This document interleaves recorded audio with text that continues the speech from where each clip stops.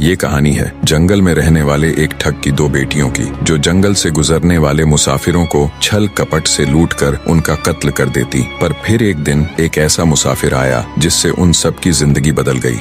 एक गुस्सैल राजा ने अपने पुत्र के किसी दोष के कारण उसे देश निकाला दे दिया। राजकुमार ने दुखी मन से अपने गुजारे के लिए 4 लाल और कुछ स्वर्ण भी अपने साथ ले लिए और भरे हृदय से अपने पिता का महल छोड़ दिया। चलते चलते वो जब शहर से कुछ दूर पहुंचा तो उसे एक साधु का आश्रम दिखाई दिया। राजकुमार उस साधु को दंडवत प्रणाम करके एक तरफ बैठ गया। जब साधु ने उसकी मायूस शक्ल और देह पर कीमती वस्त्र देखे तो साधु ने उससे पूछा, बच्चा तुम कौन हो और यहाँ कैसे आए? राजकुमार बोला, महाराज मैं राजा चंद्रगुप्त का पुत्र महेंद्रगुप्त हूँ। मुझे मेरे पिता ने देश निकाला दे दिया है, इसीलिए मैं परदेश जा रहा हूँ। रास्ते में आपका आश्रम दिखाई दिया तो मेरे मन में आया कि आपके भी दर्शन करता चलूं। साधु ने महेंद्रगुप्त की बात सुनकर कहा, वत्स तुम नेक इंसान हो और परदेश जा रहे हो, इसलिए मैं तुम्हें 4 बातें बताता हूँ। तुम उन बातों पर अमल करना। परदेश में ये बातें तुम्हारे अवश्य ही काम आएंगी। पहली यह कि परदेश में एक से भले 2 होते हैं। दूसरी यह कि परदेश में दूसरे के हाथ का बना खाना मत खाना। अगर खाना भी पड़े तो पहले किसी जानवर को खिला देना। तीसरी बात यह कि परदेश में किसी दूसरे की बिछाई हुई चारपाई पर मत सोना। अगर सोना भी हो तो पहले बिस्तर को अच्छी तरह झाड़ लेना। चौथी बात यह कि यदि कहीं शत्रुओं के फंदे में फंस जाओ तो जहाँ तक हो सके नरमी और ज्ञान की बातें सुनाकर अपना उद्देश्य प्राप्त करना। साधु ने कहा, मेरी ये 4 बातें हमेशा याद रखना। साधु की बातें सुन साधु को प्रणाम कर राजकुमार परदेश चल पड़ा। जब चलते चलते बहुत दिन बीत गए तो वह एक जंगल में पहुंचा। वहां उसने देखा कि एक चील एक कछुए के बच्चे को लेकर उड़ी जा रही है। संयोगवश बच्चा उस चील के पंजे से निकलकर गिर गया। महेंद्रगुप्त ने कछुए के तड़पते हुए बच्चे को देखा तो उसे बड़ी दया आई। उसने मन में सोचा कि इस बच्चे को पालना चाहिए। इस बच्चे को पालने से 2 बातें होंगी। पहली तो यह कि इस बच्चे के प्राण बच जाएंगे और दूसरी यह कि साधु द्वारा कही गई पहली बात भी पूरी हो जाएगी कि सफर में एक से भले 2 होते हैं और इससे बातें करते हुए दिन भी आसानी से बीतेंगे। यह सब सोचकर महेंद्रगुप्त ने बच्चे को अपने साथ ले लिया। अब सफर में उसके साथ वह कछुए का बच्चा भी हो लिया। कुछ दिन के सफर के बाद राजकुमार को एक अच्छा सा स्थान दिखाई पड़ा। उस स्थान पर पहुंचकर उसने कुछ खाया पिया और फिर कछुए के बच्चे से बोला, तुम यहाँ बैठे रहना, मैं जरा थोड़ी देर सो लूं। यह कहकर महेंद्रगुप्त एक पेड़ के नीचे सो गया। उसी पेड़ के ऊपर एक सांप और एक कौवा रहते थे। उन दोनों का यह दस्तूर था कि जब कोई मुसाफिर उस पेड़ के नीचे ठहरता तो सांप उसे डस लेता और कौवा उसकी आंखें निकाल लेता। नाग ने जब सोते हुए मुसाफिर को देखा तो पेड़ के नीचे उतरा और राजकुमार को डस लिया। सांप के डसते ही तुरंत राजकुमार के प्राण पखेरु उड़ गए। कुछ देर में जब कछुए की नजर महेंद्रगुप्त पर पड़ी तो वह उसे मरा देखकर बहुत घबराया और महेंद्रगुप्त के ऊपर बैठकर रोने लगा। तभी कौवा भी पेड़ से नीचे उतरा और ज्यों ही उसने महेंद्रगुप्त की आंखें निकालनी चाहिं, त्यों ही कछुए ने झपटकर कौवे की गर्दन को मुंह से पकड़ लिया। कौवे ने बहुत जोर लगाया मगर कछुए ने उसे नहीं छोड़ा। तब कौवे ने सांप को पुकारा। कौवे की आवाज सुनकर सांप आ गया। उसने बड़े जोर से कछुए की पीठ पर डंक मारा, परंतु कछुए ने अपना मुंह भीतर कर लिया। सांप ने कई बार कछुए की पीठ पर डंक मारा, किंतु हर बार कछुआ अपना मुंह अंदर कर लेता। जब सांप का कछुए पर बस नहीं चला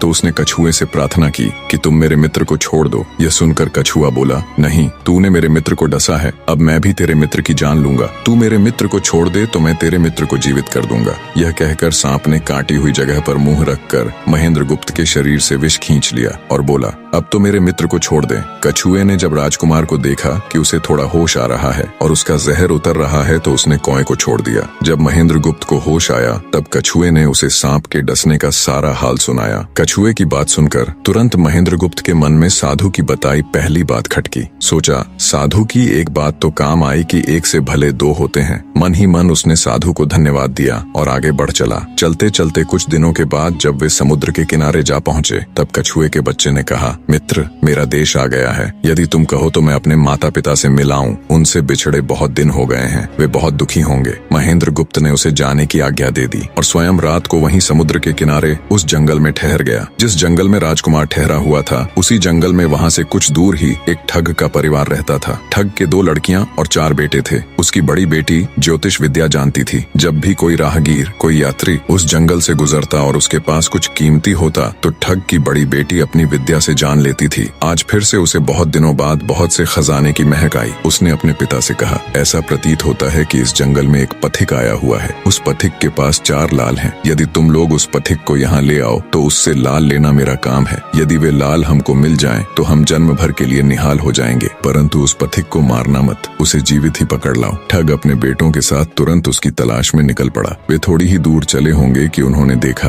एक आदमी एक पेड़ के नीचे सो रहा है। उसे देखकर उन्होंने सोचा कि यह वही पथिक हो सकता है जिसके पास लाल हैं। वे उसे पकड़कर ले गए और अपनी बड़ी बेटी के हवाले करके बोले, इससे लाल निकलवाना अब तेरा काम है। ठग की बड़ी बेटी ने पूरे आश्वासन के साथ कहा, तुम लोग चिंता मत करो, मैं इससे लाल निकलवा लूंगी। ठग की छोटी बेटी ने जब महेंद्रगुप्त को देखा तो वह दिलोजान से उस पर मोहित हो गई। पहली ही नजर में वो अपना दिल उस नौजवान राजकुमार को दे बैठी। भाइयों के डर से कुछ कह तो न सकी, लेकिन मन ही मन उसको बचाने की युक्ति सोचने लगी। कुछ देर बाद ठग की बड़ी बेटी ने खाना बनाया और उसमें जहर मिला दिया। वही खाना उसने महेंद्रगुप्त को परोस दिया। जब थाली महेंद्रगुप्त के सामने आई तो उसने खाने के लिए निवाला तोड़ जैसे ही उसे खाने को हुआ, तभी उसे साधु की कही गई दूसरी बात याद आई। उसने थाली में से थोड़ा सा भोजन निकालकर कुत्ते के सामने डाल दिया। जैसे ही उस खाने को कुत्ते ने खाया वो तुरंत मर गया। यह देखकर महेंद्रगुप्त ने भोजन नहीं किया। उसने अपने मन में सोचा कि साधु की दूसरी बात भी काम आई। अपनी इस चाल को असफल होते देखकर ठग की बड़ी बेटी को गुस्सा तो बहुत आया, पर वो अपने गुस्से को अंदर ही अंदर पी गई। उसने महेंद्रगुप्त के सोने के लिए पलंग तैयार करवाया और उससे कहा, जाओ पथिक, ऊपर के कमरे में तुम्हारे लिए पलंग तैयार करवा दिया है, अब तुम आराम करो। कई दिनों की सफर की यात्रा के कारण थका हुआ राजकुमार जब ऊपर आया तो उसे बढ़िया धुली हुई चादर पलंग पर बिछी हुई दिखाई दी। सोचा जो हुआ सो हुआ, कई दिनों के बाद चैन की नींद तो सोने को मिलेगी। वो जैसी ही पलंग पर बैठने को हुआ तो उसे साधु की तीसरी बात याद आई कि परदेश में हमेशा बिस्तर को झाड़कर सोना। जैसे ही उसने बिस्तर को झाड़ा तो उसके होश उड़ गए। वो बिस्तर एक कच्चे सूत से तैयार किया गया था जिसके नीचे आग का कुआं था। महेंद्रगुप्त ने देखा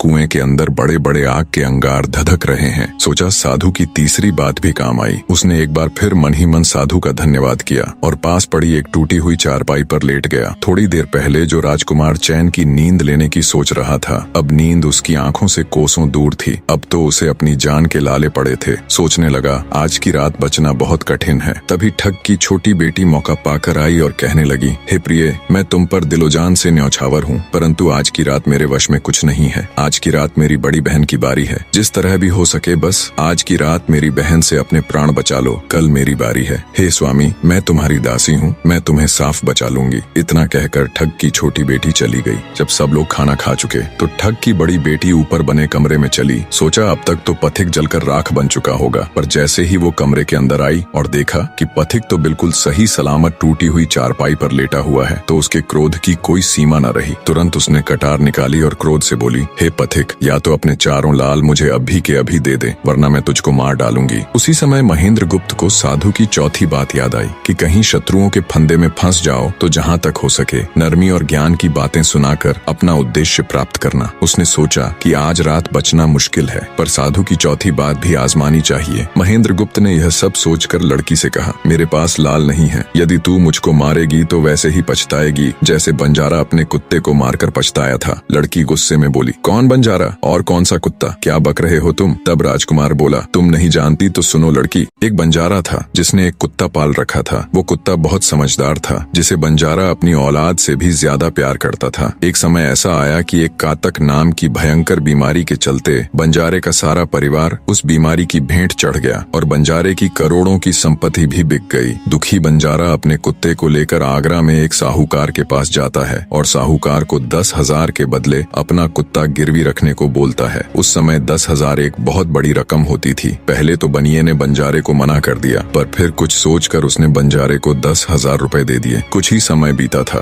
कि एक रात सेठ के घर डाकू घुस गए। बंजारे का कुत्ता सब हरकत देख रहा था। सोचा भौंकूंगा तो परिवार के सब लोग उठ जाएंगे और ये डाकू उनका भी कत्ल कर देंगे। वो चुपचाप बस उनको देखता रहा। जब डाकू सेठ के घर चोरी किए हुए धन को लेकर चल पड़े तो कुत्ता चुपचाप उनके पीछे पीछे हो लिया। सेठ के पास इतना धन था कि डाकू उसे निकाल तो लाए, पर अब उनसे वो लेकर चला भी नहीं जा रहा था। दिन भी निकलने के करीब हो चला था। डाकुओं ने सोच विचार कर उस धन को एक तालाब के अंदर छिपा दिया। सोचा बाद में आराम से निकाल ले जाएंगे। कुत्ता डाकुओं की सब करामात देख चुपचाप वापस घर चला गया। सुबह हुई तो सेठ के घर कोहराम मच गया। पता चला कि चोर सारा धन निकाल ले गए। सेठ का रो रो कर बुरा हाल था। आसपास के लोग उसे दिलासा दे रहे थे। सेठ ने रोते रोते कहा, मैंने सुना था बंजारे का कुत्ता बहुत समझदार है, पर ये नमक हराम तो एक बार भौंका तक नहीं। तभी बंजारे का कुत्ता उस सेठ की धोती पकड़कर खींचने लगा। कुत्ते की हरकत देख पास खड़े एक समझदार व्यक्ति ने सेठ से कहा, सेठ जी, ये कुत्ता कुछ कहना चाहता है, हमें इसकी सुननी चाहिए। और सभी लोग कुत्ते के पीछे पीछे हो लिए। सबको लेकर कुत्ता उसी तालाब के पास पहुंच गया जहां रात को डाकुओं ने सारा धन छिपाया था,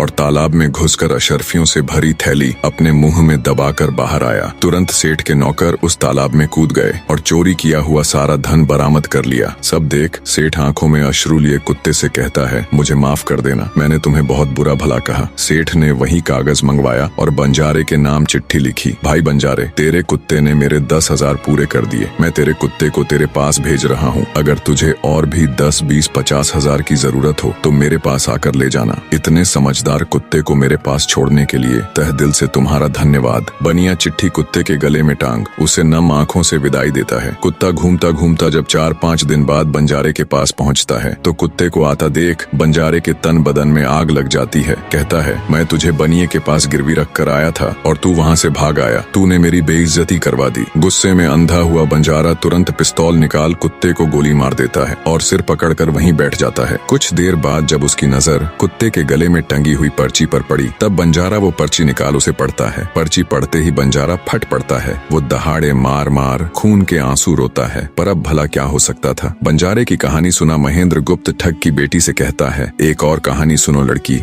एक राजा के पास एक बहुत समझदार पढ़ाया हुआ तोता था। वह बड़ा चतुर था। एक दिन राजा तोते को अपने साथ गंगा स्नान को ले गया और उसको घाट पर बैठाकर स्वयं स्नान करने लगा। तभी तोते की नजर अमर फल पर पड़ी जो पास ही नदी में बहता हुआ आगे बढ़ा जा रहा था। वह उसको नदी से बाहर निकाल लाया और राजा के आने पर उसको वह अमर फल देता हुआ बोला, महाराज, यह अमर फल है, इसे खा लीजिए। राजा ने कहा, मैं अकेला अमर फल खाकर क्या करूंगा, अपने बाग में लगा दूंगा। जब इसमें फल लगेंगे तब सब कुटुंबियों को खिला कर अमर कर दूंगा। गंगा स्नान से लौटकर राजा ने वह फल माली को देकर कहा, इस फल को बाग में लगा दो। थोड़े ही दिनों में पेड़ फल फूल गया, उसमें फल लगने लगे। एक दिन एक फल पककर पेड़ से गिरा तो उसे सांप ने सूंघ लिया, जिससे वह जहरीला हो गया। अनजान माली वह अमर फल लेकर राजा के पास आया। राजा फल को देखकर बहुत खुश हुआ और कुछ सोचकर वो फल पहले कुत्ते को खाने को दिया। क्योंकि राजा बड़ा नीतिवादी और विचारवान था, वह जानता था कि बिना सोचे समझे किसी भी वस्तु को खाना ठीक नहीं होता। राजा ने ज्यों ही वह फल कुत्ते को खिलाया, कुत्ता मर गया। यह देखकर राजा ने क्रोधित होकर अपने तोते से कहा, बेईमान तोते, तू हमें जहर देकर मारना चाहता था। ये कहकर राजा ने क्रोध में आकर तोते को मार डाला और माली से कहा, इस पेड़ के चारों ओर घेरा डाल दो जिससे कोई इसका फल न खा सके। एक दिन उसी शहर में एक सास बहू में भीषण लड़ाई हुई। बुढ़िया घर से निकलकर कहने लगी, आज मैं राजा के बाग में जाकर जहर वाला फल खा लूंगी। ये कहकर वह बाग में आई और जैसे ही उसने फल तोड़कर खाया तो वह 16 वर्ष की युवती बन गई। जब राजा को यह समाचार मिला तो उसे सारा माजरा समझते देर न लगी। राजा को बड़ा दुख हुआ। वह कहने लगा,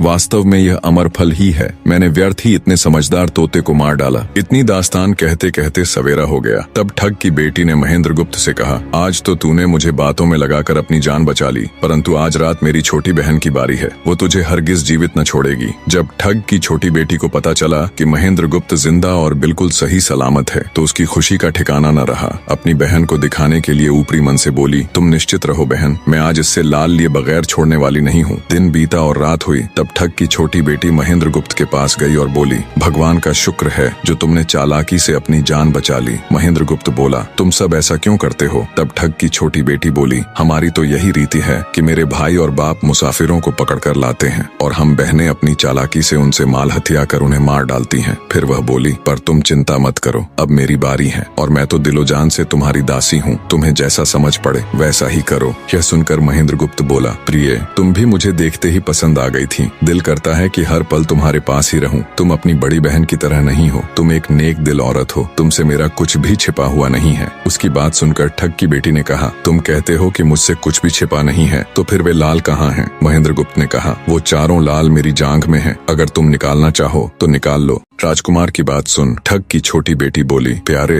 वो लाल तुम्हें ही मुबारक हो। मैं तो तुम्हारी दासी हूँ, तुम्हारे दर्शनों की प्यासी हूँ, मुझे तुम्हारे सिवाय और कुछ नहीं चाहिए। ये सुन महेंद्र गुप्त बोला, जो कुछ तुमने कहा है वह तो सब ठीक है, लेकिन ये प्यार और प्रेम की बातें सब धरी रह जाएंगी जब हमारे शरीर में प्राण ही नहीं रहेंगे, क्योंकि जब तुम्हारे बाप और भाइयों को इसका पता लगेगा तो हम दोनों की खैर नहीं। तब ठग की बेटी बोली, तुम चिंता मत करो, मेरे पास इसका भी उपाय है। आज रात को सबके सोने के बाद हम यहाँ से भाग चलेंगे और कहीं बहुत दूर रहेंगे जहाँ कभी मेरे भाई और बाप पहुँच न सके। महेंद्र गुप्त बोला, पर ये सब होगा कैसे? बोली, यहाँ से निकलने का एक ही उपाय है। मेरे पिता के पास 2 ऊँटनियाँ हैं, उनमें से एक तो दिन भर में 60 कोस चलती है और दूसरी दिन भर में 100 कोस चलती है। तुम उनमें से बड़ी वाली को खोल लाना, तब तक मैं हम दोनों के लिए कुछ धन बांध कर रख लूंगी। जब आधी रात हुई तब महेंद्र गुप्त ऊँटनी को खोलने चला गया। महेंद्र गुप्त ऊँटनी ले तो आया, मगर जल्दबाजी के कारण वह बड़ी के स्थान पर छोटी को ले आया। ठग की बेटी बहुत सा माल लेकर ऊँटनी पर बैठ गई और दोनों चल दिए। ऊँटनी जब चलते चलते 60 कोस पहुंची तो जंगल में रुककर खड़ी हो गई। बीच जंगल में ऊँटनी को खड़ी देखकर महेंद्र गुप्त और ठग की बेटी के होश उड़ गए। ठग की बेटी बोली, अनर्थ हो गया, तुम रात के अंधेरे में बड़ी ऊँटनी की जगह छोटी को ले आए। मेरे पिता और भाई आते ही होंगे, वो हमें नहीं छोड़ेंगे। इधर जब सवेरा हुआ तो ठग ने देखा कि उसकी बेटी और मुसाफिर दोनों गायब हैं। उसने सोचा कि निसंदेह वह बदमाश मेरी बेटी को भगा ले गया है। तबेले में जाकर देखा तो पाया कि छोटी ऊँटनी गायब है और बड़ी वहीं है। सोचा ज्यादा दूर नहीं गए होंगे और ऊँटनी पर सवार होकर उसने उसे तेजी से दौड़ा दिया। थोड़ी ही देर में जंगल में उस स्थान पर जा पहुंचा जहां महेंद्र गुप्त और उसकी बेटी ठहरे थे। महेंद्र गुप्त ने जब उसको आते देखा तो बहुत घबराया और कहने लगा, देखो तुम्हारा पिता आ रहा है, अब उससे प्राण कैसे बचेंगे? लड़की ने कहा, घबराओ मत और जो मैं कहती हूँ उसे ध्यान से सुनो। जाओ, जाकर उस पेड़ पर चढ़ जाओ। जब मेरा बाप तुम्हें पकड़ने के लिए आएगा और पेड़ पर चढ़ेगा तो मैं चुपके से बड़े वाली ऊँटनी पर चढ़कर उसको तुम्हारी डाल के नीचे खड़ा कर दूंगी। तुम कूद कर उस पर बैठ जाना, इस प्रकार हम दोनों बचकर साफ निकल जाएंगे। यह सुनकर महेंद्र गुप्त तुरंत पेड़ पर चढ़ गया। तब तक ठग भी वहां आ पहुंचा। पिता को देख उसकी बेटी ने फंड करते हुए कहा, पिताजी ये दुष्ट मुझे धोखे से यहाँ भगा लाया, आप इसे छोड़ना नहीं। ये सुन गुस्से से तिल मिलाया ठग महेंद्र गुप्त को पेड़ पर चढ़ा देखकर ऊँटनी से उतरा और उसे पकड़ने के लिए पेड़ पर चढ़ने लगा। बाप के ऊँटनी से उतरते ही मौका देख ठग की बेटी ऊँटनी पर चढ़कर उसे महेंद्र गुप्त की डाल के नीचे पेड़ के पास ले आई। महेंद्र गुप्त तुरंत कूदकर उस पर बैठ गया। महेंद्र गुप्त के बैठते ही ठग की बेटी ने ऊँटनी को दौड़ा दिया। ठग हाथ देखता रह गया। ठग की बेटी और महेंद्र गुप्त कई दिनों का रास्ता तय कर एक शहर में पहुंचे और दोनों वहीं बस गए। वहां महेंद्र गुप्त ठग की बेटी के साथ आराम से दिन गुजारता रहा और जब उसके देश निकाले की अवधि पूरी हो गई तब वह उसको लेकर अपने राज्य चला गया और उसके साथ शादी कर हंसता खेलता जीवन व्यतीत किया। निष्कर्ष, महेंद्र गुप्त और ठग की बेटी की यह कथा हमें यह सिखाती है कि प्रेम और विश्वास का बंधन सबसे मजबूत होता है। जब बुद्धिमत्ता, धैर्य और निस्वार्थ प्रेम मिलते हैं तो असंभव को भी संभव बनाया जा सकता है। जीवन में चाहे कितनी भी कठिन परिस्थितियां क्यों न आए, सही निर्णय, संयम और परस्पर विश्वास हमें हर संकट से बाहर निकाल सकते हैं।